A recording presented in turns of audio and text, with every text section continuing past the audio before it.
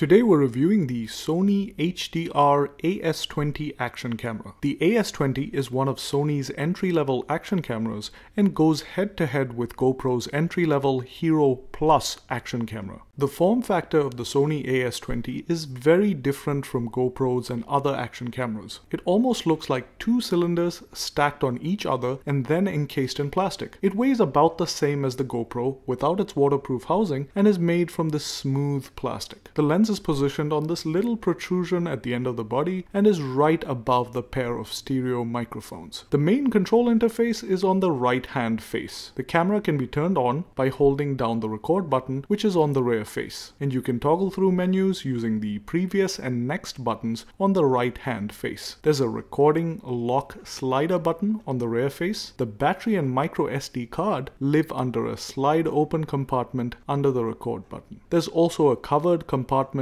on the bottom which houses a multi-connector micro USB port to charge the camera and connect it to a computer, a micro HDMI port, and an even stranger 3.5mm microphone jack for connecting an external microphone to the camera. Not exactly sure how that's useful for an action cam of this size, but it's there if you ever happen to need it. Like other action cams, it comes standard with a waterproof housing that is waterproof up to 16 feet underwater. The housing is pretty rugged and snaps securely around the camera. It also has a 1/4-20 female thread, so you don't need any specialized adapters to mount it. The form factor of the AS20 is a blessing and a curse. More a curse than a blessing. The rounded corners ensure that you really cannot mount it to anything without strapping on the waterproof housing, and mounting it sideways messes up the video you record. So you're kind of limited in how you can mount the AS20. There are, however, lots of mounting accessories available for the camera. The AS20 does come equipped with Wi-Fi, so you can remotely control and set up your shot. The app does work, but it's glitchy and tends to hang occasionally. It's definitely usable, but by no means superbly smooth. Companion apps have never really been Sony's forte. When it comes to recording formats, it records 1080p at 60 and 30 frames per second. It also records 720p at 30, 60, and even 120 frames per second for super slow motion video. It records in the MP4 file type and can record files in either the NTSC or PAL format. It can also snap 12 megapixel stills and has a built-in intervalometer for time lapses. On paper, all these specs and features seem absolutely amazing. However, this is where the story takes a turn for the worse. We first strapped the AS20 to a moving car to see how it would handle fast-moving action footage. We then strapped the camera to the front fender of the car and tried to get some close-range footage of the tire in motion, as you can see here. In both cases,